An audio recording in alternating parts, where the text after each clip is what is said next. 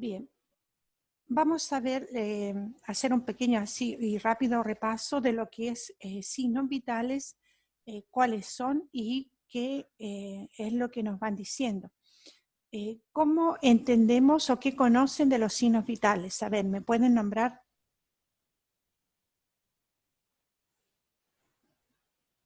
Son los estados fisiológicos del organismo. ¿Ya? ¿Y de qué órganos nos van dando información? Del corazón, ¿Ya? de los Muy bien. pulmones, Pulmones, del cerebro, el cerebro. A ver, ¿con qué yo controlo el corazón?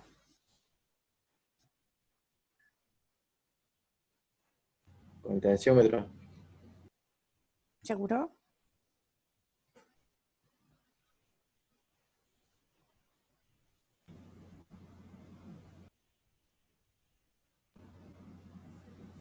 con el pulso, perdón, bro.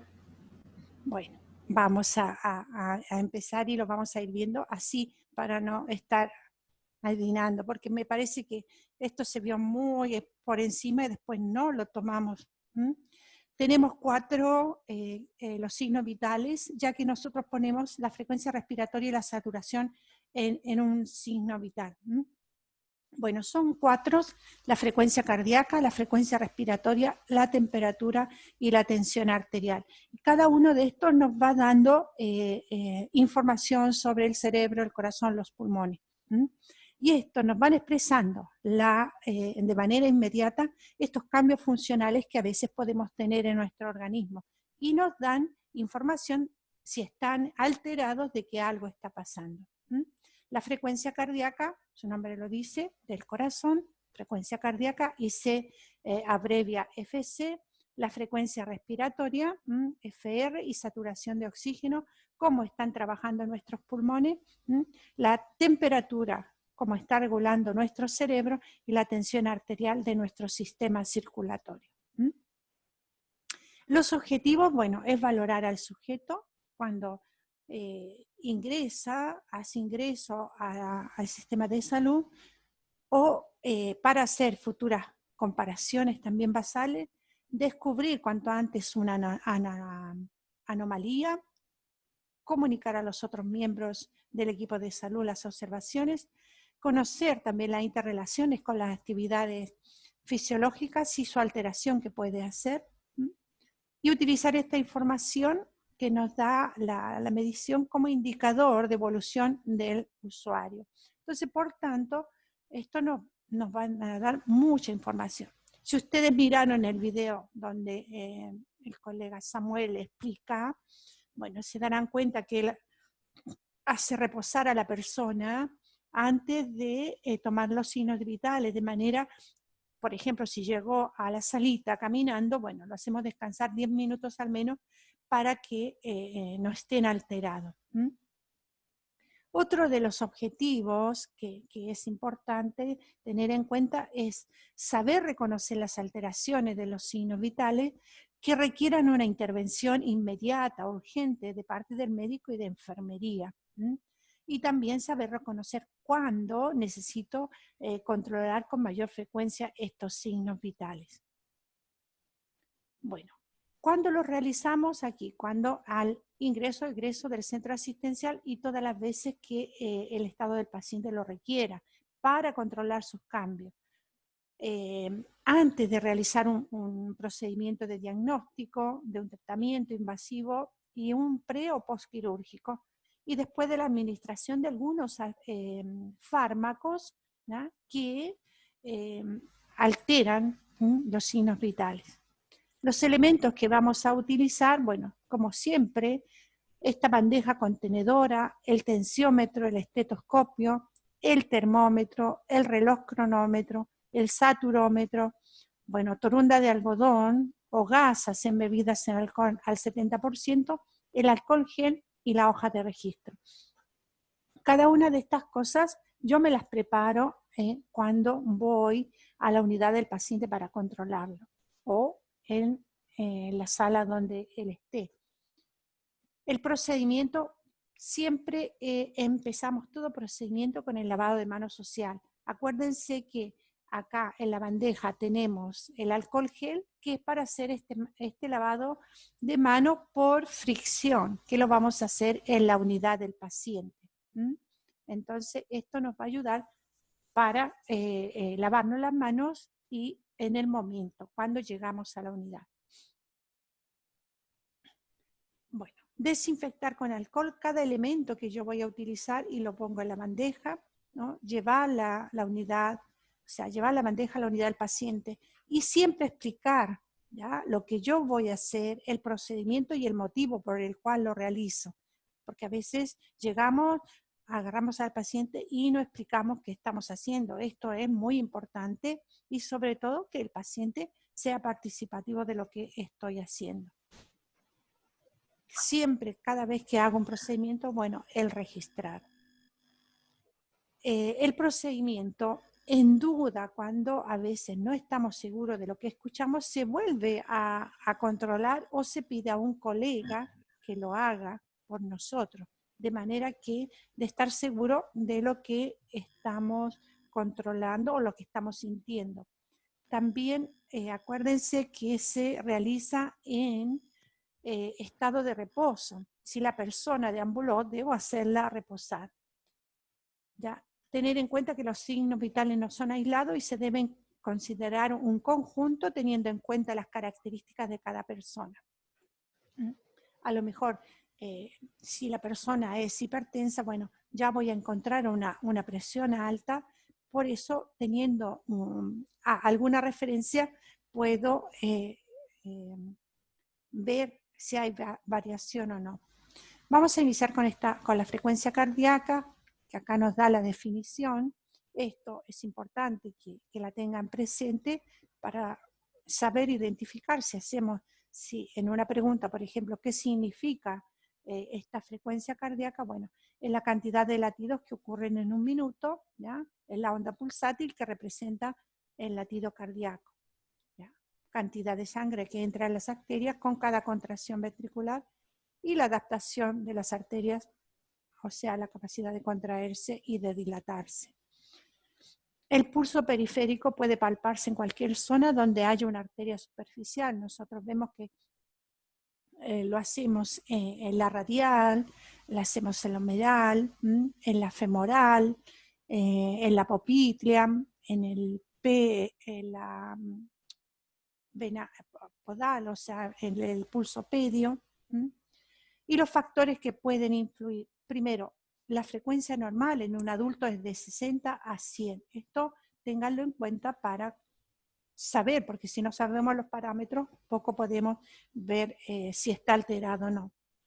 Los factores que influyen, bueno, tenemos el sexo, la edad, el ejercicio, si tiene fiebre, qué medicamentos toma, si hay hemorragia, el estado emocional en que se encuentra el paciente, a lo mejor está con miedo, con ansiedad, con dolor, todo esto pueden aumentar.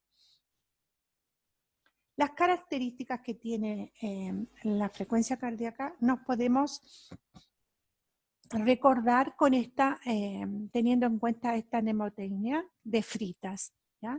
La frecuencia, el ritmo, la intensidad, la tensión, la amplitud y la simetría. Bueno, acá nos explica la frecuencia, cantidad de latidos que ocurren en un minuto. El ritmo es el intervalo de tiempo entre cada pulsación. Este puede ser regular o no. Cada onda está separada de la que le precede, ¿no? Y esto nos da si es irregular o arrítmico. La intensidad es la fuerza pulsátil y la tensión es la presión que debe ejercer el operador, ¿no?, sobre la arteria para poder palpar el pulso. La amplitud es la calidad o la fuerza de la sangre en cada latido, ¿ya? Es normal cuando el pulso es fácilmente palpable, sino a veces es difícil, entonces algo no está bien. Bueno, la simetría es esta pulsación que debe tener la misma característica en ambas extremidades. Porque si no hay la misma simetría en ambas extremidades, ¿qué es lo que puede estar pasando? ¿Qué piensan ustedes que puede estar pasando?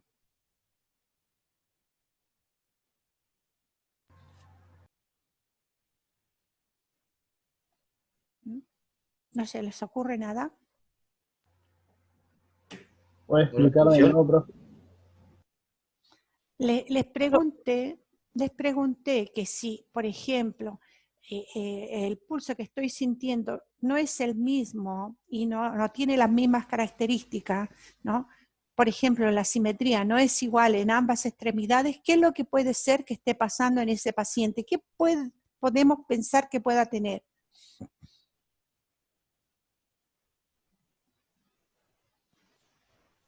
No sé. ¿Mm?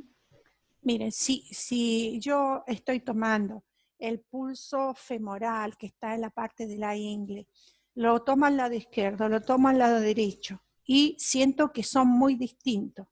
Voy al popitlio, lo mismo, o en el brazo.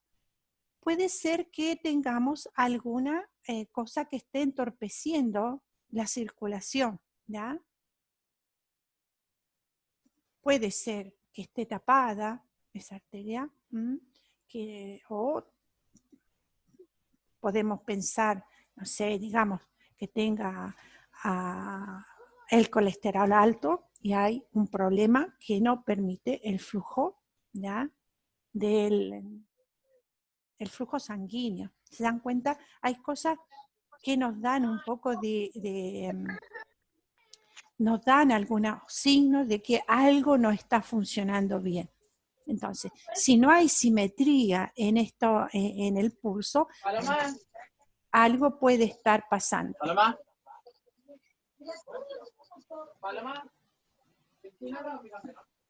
¿Qué pasa? Ay, si pueden silenciar sus micrófonos, así nos sentimos lo de atrás. Bueno, las técnicas, hay la ocultación del pulso apical.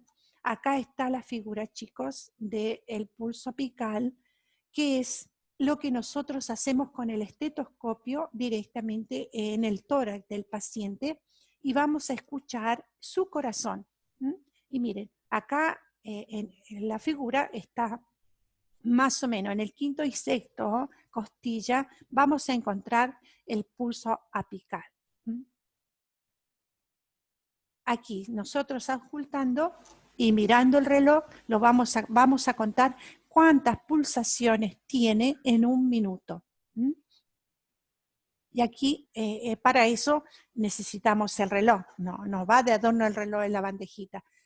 Podemos usar el teléfono, pero es mucho más práctico el reloj con secundario, si lo tiene. También cuando medimos el pulso en la zona, en la zona del pulso del radio, ¿ya? Y lo mismo cuando medimos la frecuencia respiratoria. Bueno, acá nosotros vamos a contar las pulsaciones escuchando, auscultando con el estetoscopio. Entonces, ya para algo nos sirve. Es importante, vamos a ver si después lo pongo el video, porque si no, no tengo muy buena conexión.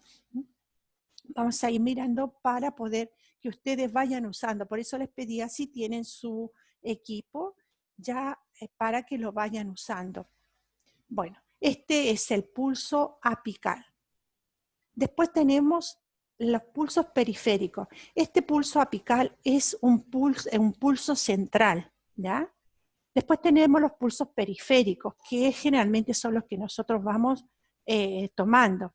Acá tenemos en el pulso, en la muñeca, ¿ya? En la parte del pulgar, ahí vamos a tocar la arteria radial. Acá tenemos la carótida, que es una de las zonas donde podemos palpar, y siempre lo vamos a hacer con el dedo índice y el medio, ¿ya? Y esto presionando sobre la arteria de modo de poder sentir las pulsaciones, ¿ya? Y aquí lo mismo, cuando sentimos las pulsaciones, iniciamos a contar y las contamos durante 1 minuto. Así se mide el pulso, durante 1 minuto. Bueno, tenemos otros pulsos el temporal, que es en la parte de la cabeza, al costado donde pasa el temporal. Acá tenemos la arteria temporal, el carotidio, que es en el cuello, el braquial, que es en la zona del brazo, en la parte interna, donde pasa la arteria basílica. Después tenemos el femoral, que está en esta zona, el popliteo, que está por detrás de la rodilla, y el pedial, que está en la parte del empeine del pie. Bueno, como todo radial, se palpa realizando una suave presión en la arteria de la zona cercana al radio, ¿ya? Después tenemos la femoral, que está en el ligamento inguinal, o sea, en la ingle, el popliteo detrás de la rodilla, ¿ya? En la fosa poplitea, y el pedio en la arteria dorsal del pie, en la parte superior. Estos términos también es importante que los tengamos claros. Hablamos de eucardia o normocardia cuando la frecuencia normal es de 60 a 100, controlada en el pulso apical o central. Hablamos de eufismia o normofismia, ¿no? Cuando está normal entre 60 y 100 por minuto, controlada desde los pulsos periféricos. Si tenemos más bajo de 60, tenemos bradicardia.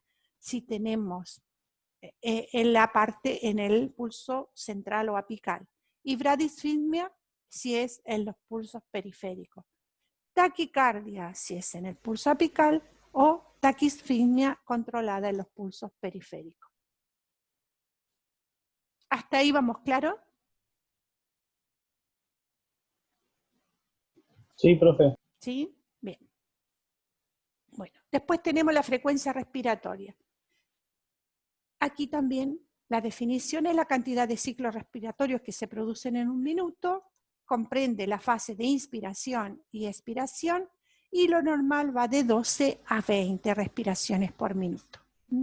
Entonces tenemos la inspiración cuando hay la contracción y después la relajación. Aquí los mismos factores influyen la edad, el ejercicio físico, la temperatura ambiente, los medicamentos que toma el paciente, el sueño, el estado emocional, el ascenso a grandeza, alturas, todo esto puede variar. Las técnicas, tengo inspección, tengo que observar la simetría del tórax, cómo se expande y contar la cantidad de movimientos en un minuto con el reloj.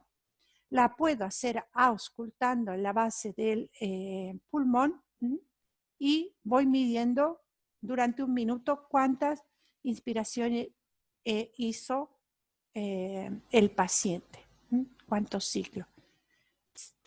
Una de las cosas que tenemos que tener en cuenta es que el paciente, por ejemplo acá cuando lo estamos observando y le pedimos que respire, va a pensar que lo estamos auscultando y no contando las respiraciones. Cuando hacemos de contar la frecuencia respiratoria, lo hacemos inmediatamente cuando estamos tomando el pulso, de manera que él crea que estamos tomando el pulso y nosotros realmente estamos contando los movimientos del tórax. Esto es para que el paciente no vaya a modificar la frecuencia respiratoria, porque esto sucede si se da cuenta que estamos controlando. Entonces, podemos continuar con la mano en la muñeca y contar las respiraciones. O podemos poner una mano sobre el pecho y hacer que estamos tomando la frecuencia cardíaca o el pulso, pero estamos contando las respiraciones. Lo mismo se cuentan los ciclos respiratorios que ocurren en un minuto. Cuando voy auscultando, hago esto en cada pulmón, porque así me doy cuenta cómo entra el aire a los pulmones, si está libre, si hay ruidos, etc. Bueno, acá les decía, la técnica para la frecuencia respiratoria es colocar la mano sobre el tórax, ¿no? Y voy a contar la cantidad de movimientos respiratorios que ejercen en un minuto, sin decirle al paciente, ¿ya? Por eso aquí nos dice que inmediatamente después de tomar la frecuencia cardíaca, sin que el paciente se dé cuenta, yo inicio a hacer el otro control, de manera que no modifique su respiración. Acá lo mismo, la terminología es eupnea, que es una respiración normal de 12 a 20, bradipnea inferior a 12, taquipnea superior a 20, ¿ya? Es esta respiración superficial y rápida, hipernea mayor de 20, y es una respiración profunda y rápida, y la disnea es dificultad para respirar. También tenemos algunos términos que debemos conocer, como la apnea, que es ausencia de movimiento respiratorio. A veces hay personas que hacen apnea muy larga. El tiraje es cuando hay una obstrucción en la inspiración, entonces los músculos del tórax se traccionan mucho hacia arriba y eso hace que aumente el diámetro del tórax. Lo podemos ver en la parte del tórax del paciente, ya sea de un adulto o del bebé.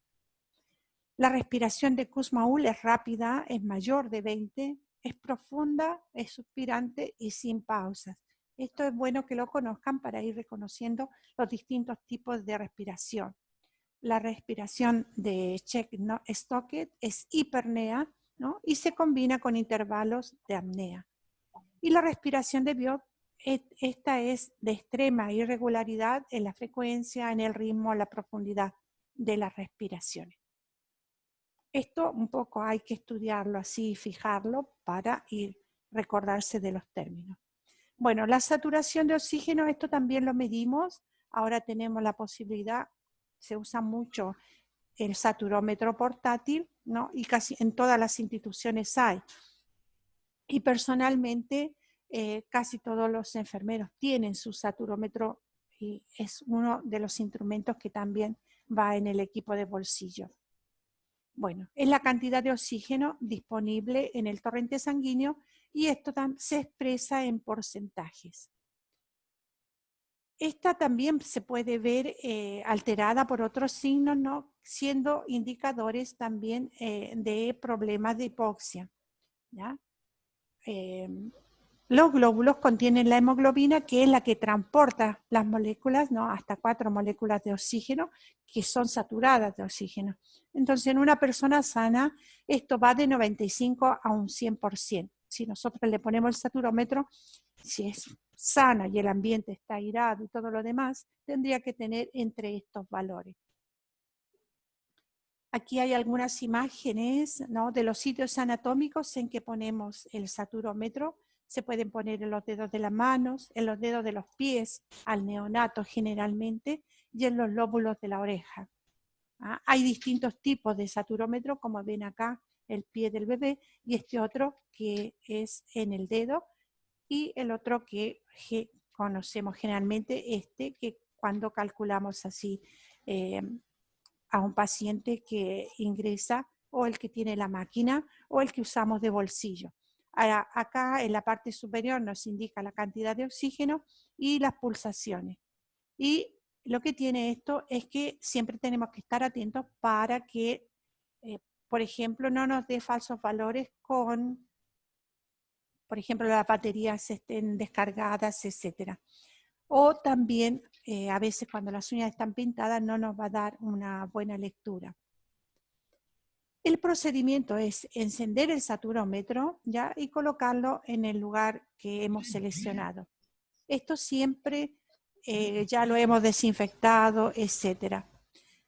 También tenemos que valorar la coloración de la piel y la perfusión. Esto nos ayuda, ¿no? A evaluar todo el estado general del paciente, corroborando que lo que me dice el saturómetro, no sé, si me dice 98%, yo veo que está violeta, no puedo pensar que está funcionando bien, ¿ya?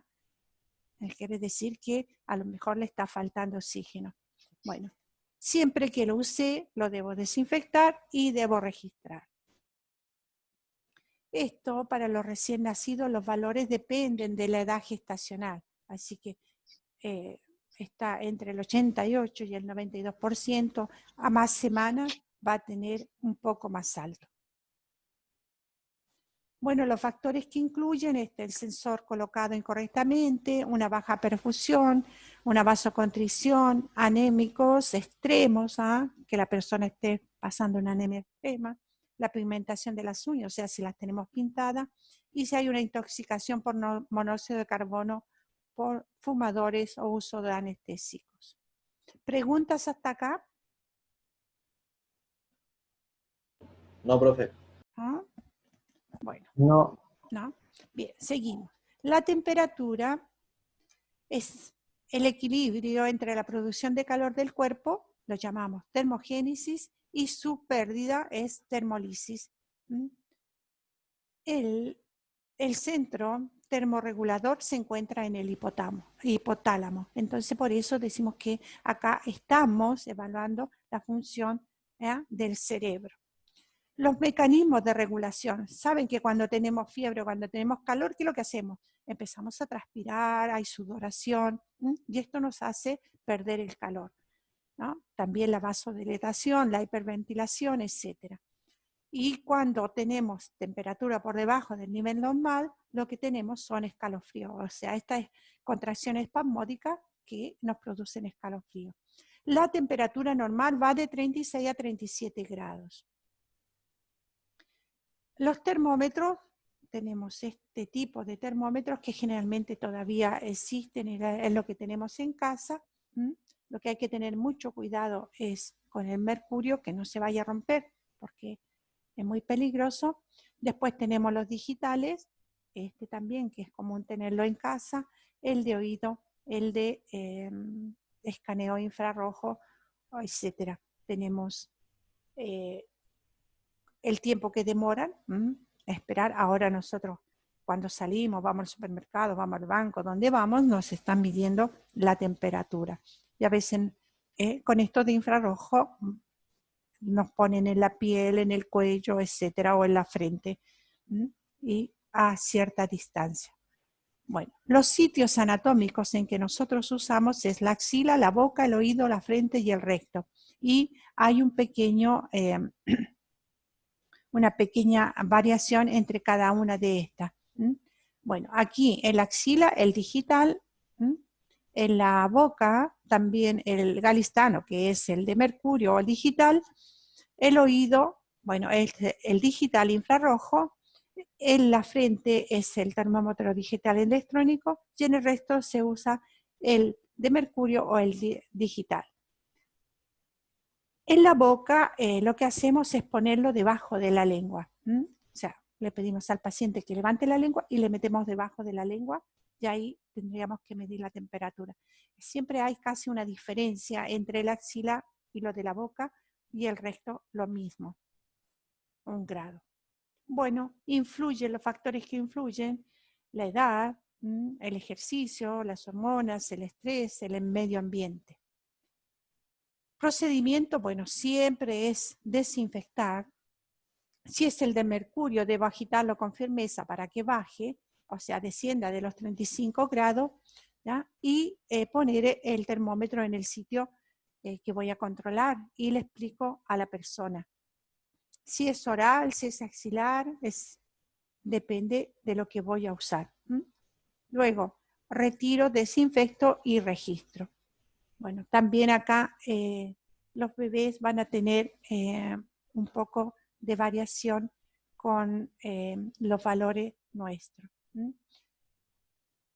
Por ejemplo, cuando está más bajo de 36, ¿ya? A 36,3 para los neonatos ya estamos en una hipotermia.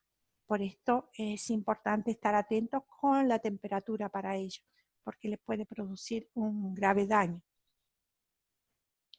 Los términos que usamos para la fiebre, bueno, hipotermia está por debajo de los 36 grados y se acompaña de somnolencia o coma, produciendo hipotensión, disminuye la diuresis, desorientación, piel pálida y fría.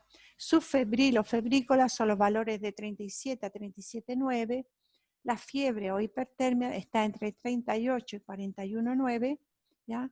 Y se acompaña con aumento también de la frecuencia cardíaca. Si yo controlo el pulso y lo tiene muy acelerado, seguro que hay fiebre. ¿ya? Estareaforesis y escalofríos.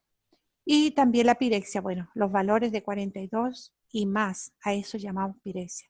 Hay fiebre continua que oscila, es una oscilación diaria menor a 1 grado, una fiebre intermitente, oscilaciones diarias mayores a 1 grado, fiebre intermitente que disminuye hasta los valores normales para aumentar nuevamente. Y esta fiebre recurrente, ¿no? Episodios febriles de 38 alternados con periodos de temperatura normal por días o semanas. Bueno, la tensión arterial. La tensión arterial, la definición es la fuerza que ejerce la sangre sobre las paredes de las arterias, ¿no? Es un reflejo del volumen de eyección de la sangre y la elasticidad de las paredes arteriales. Tenemos 2 tipos de medidas de tensión, la sistólica y la diastólica. La sistólica es la presión de la sangre por la contracción de los ventrículos, ¿ya? Y la diastólica es la presión que queda al relajarse los ventrículos. Los valores normales de la sistólica entre 90 y 139 y la diastólica en 60 y 89. Bueno, aquí los factores que influyen también tenemos dieta, ayuno, la edad, el sexo, el ejercicio, el reposo, cuál es la constitución corporal de la persona, el estado emocional y el estrés. Acá tenemos las partes del tensiómetro. Tenemos el manguito o mango, donde podemos todo, el manómetro, que nos va a medir los tubos, ¿ya? Tubos o mangueras, también lo llamamos brazalete, esta es la pera, y aquí tenemos la perilla o la válvula. Después tenemos las partes del estetoscopio, que son las olivas, ¿no? Los auriculares, la tubuladura, diafragma y la campana del estetoscopio. Las olivas, si no usamos uno que sea nuestro, es importante cada vez que voy a ponerme el estetoscopio, debo desinfectarlo. Debo desinfectarlo en la campana y también acá. O sea, acá siempre porque toco al paciente, y acá lo mismo por si acaso alguien se pusiera mi estetoscopio, porque puedo también agarrar una buena infección de oídos. Bueno, chicos, vamos a cortar porque se está acabando el tiempo y nos volvemos a conectar. Bueno, ¿Con profe, el mismo enlace? Sí, sí, sí.